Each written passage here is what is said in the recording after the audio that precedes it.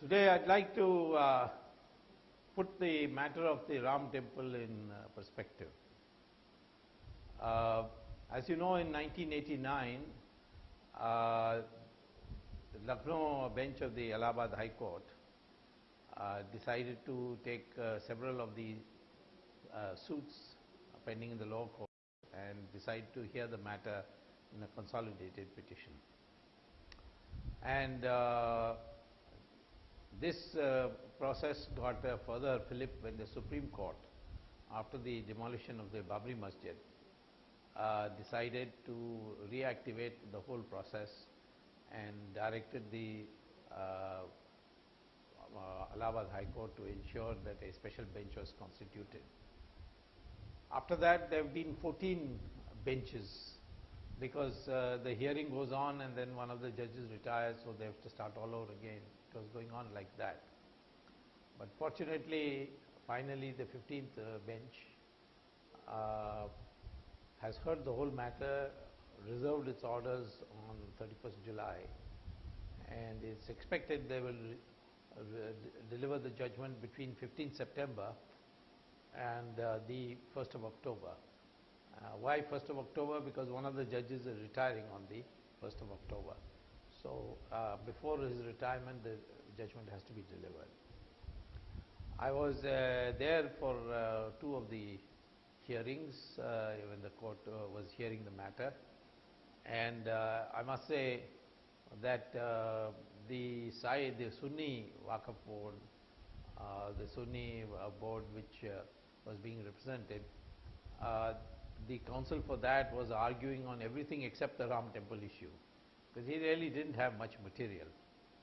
There's always been a question as to what the Sunnis have to say in this matter, because the masjid itself was built by Mir Baqi, who was a Shia, and the Shia community has informed us, the Hindus and the Vishnu Parishad, that they are not keen that they should have a masjid only on that spot, and they don't mind if to have it in some other spot.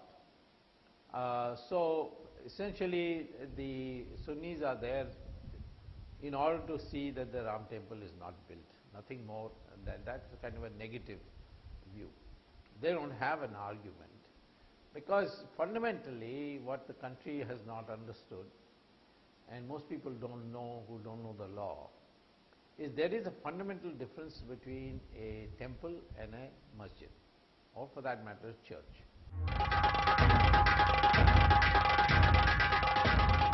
They cannot be equated as two, two dharmic places or religious places of two religions.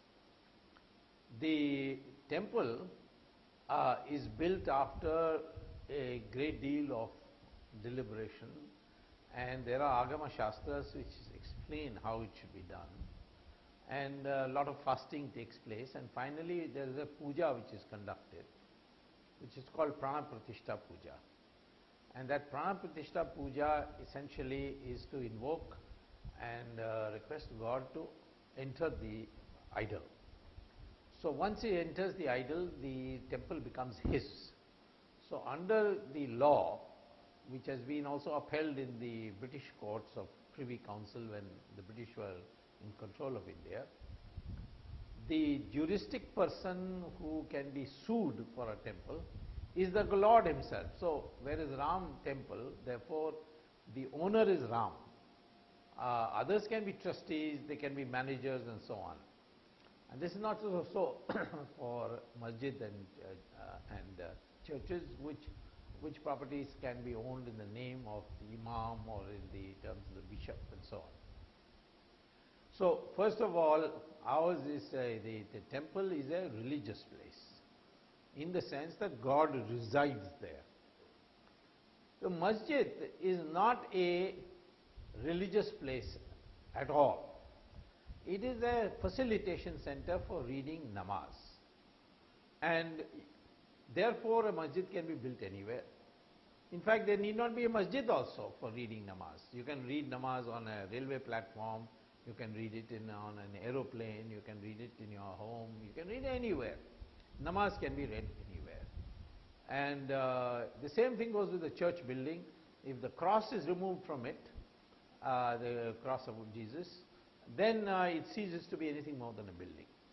So the Supreme Court in 1994, in a constitutional bench judgment, has declared that masjid is not an essential part of Islamic religion, whereas the temple is an essential part, it's an inalienable part. So a masjid not being an essential part, the Supreme Court says masjids can be authorizedly, that is, the government can acquire a masjid and demolish it. And they point out that during British time this was happening, and in Pakistan it happens today. Saudi Arabia it happens all the time. In fact, the masjid where Muhammad, the Prophet, used to read his namaz, that has been demolished by the Saudi Arabian government because they wanted to build a road. And therefore, there is nothing religious or sacred about a masjid. It's just a building to facilitate the reading of namaz. So I think the first clarification that needs to be taken by these secular people is that masjid and mandir are two separate things. Mandir is a religious place, it's an essential part of Hindu religion. Masjid is a building. And therefore, if there is ever a choice between the two, then clearly it would mean that the temple will prevail if there was a temple pre-existing. When I was holding the law portfolio and Chandrasekhar was the Prime Minister, I had conducted some negotiations for the first time with all parties, and I had in fact that time interaction with Sayyid Shahabuddin, who was the head of the Babri Masjid Action Committee, and it was agreed that if it can be established that where the masjid stood, that time when I was negotiating, the masjid was still there, it hadn't been demolished. If it can be shown that there is a temple there, or was a temple there, then the masjid has no right to be there, and the Shahabuddin said, I myself will go and break the masjid. This was the general opinion, that you can't have a masjid on another religious place. I mean, you can demolish a religious place of other religions, as the Islamic history shows, has been doing in a spree, but you cannot build and read a namaz on top of it. Now, that we could not prove because the government fell and the elections came, and thereafter, of course, the masjid was demolished by a big mob, and you know the history that followed it. First of all, we keep referring to this as Babri Masjid. Well, technically, yes, 1526 or 1536 or whatever, this agent or general of Babur came and demolished a mandir and built a mosque there. It came to be called as Babri Masjid. But at least since 1875, there has been no worship or reading of namaz in that. And all interesting is that a Ram Chabutara has existed on that within the perimeter of the so-called mosque. Now, how can a mosque have a temple at the same time? This Ram Chabutara is Ramchandraji, and Ram Chabutra was established by Prana Pratishtha.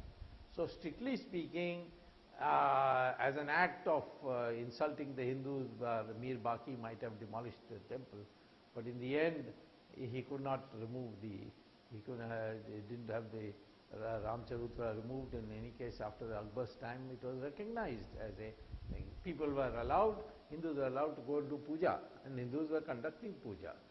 Muslims stopped going to read namaz after 1875 in that area. So in 1949, when the murtis of Rama suddenly appeared, it became a temple.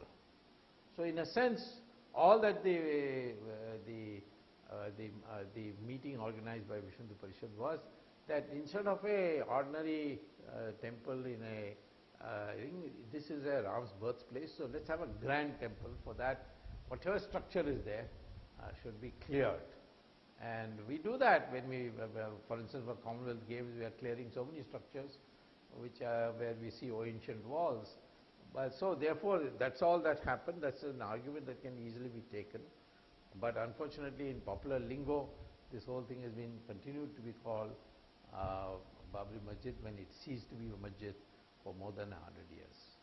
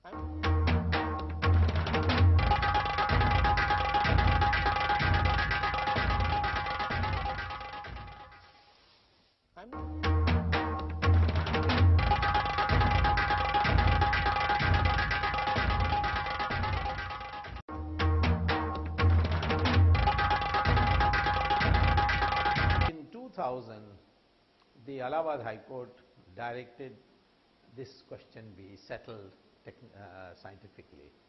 And earth sensing satellites, laser beams, all these were used, modern cartographic methods were utilized, and a report was prepared in the direction of the Allahabad High Court, in which the investigators included Muslims also, and in good measure.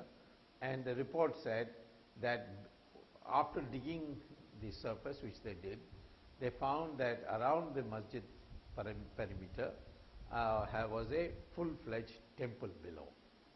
And this was a conclusive proof.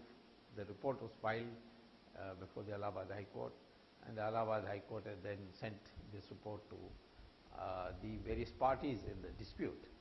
And so no one has been able to contradict this particular report. So we now know for a fact by science, by scientific methods, that below what stood where Babri Masjid stood, there is a temple. And consequently, that site really belongs to the Hindus, because once you build a temple, it remains a temple forever, whether it's in use or disuse. While I was arguing the Ram Setu case, I remembered that as a House of Lords case of a Nataraj statue matter, and thanks to Champat Rai of the Vishnu Parishad, I was able to get a full-fledged copy of what had happened in 1991 in the House of Lords. House of Lords, as you know, is like the Supreme Court of India. So there was what had happened is one farmer in Tanjavur was digging the land for planting seeds, and he heard a sound of a metal where the plow hit it. So he dug up that place and found there's a big Nataraj statue in the dancing pose.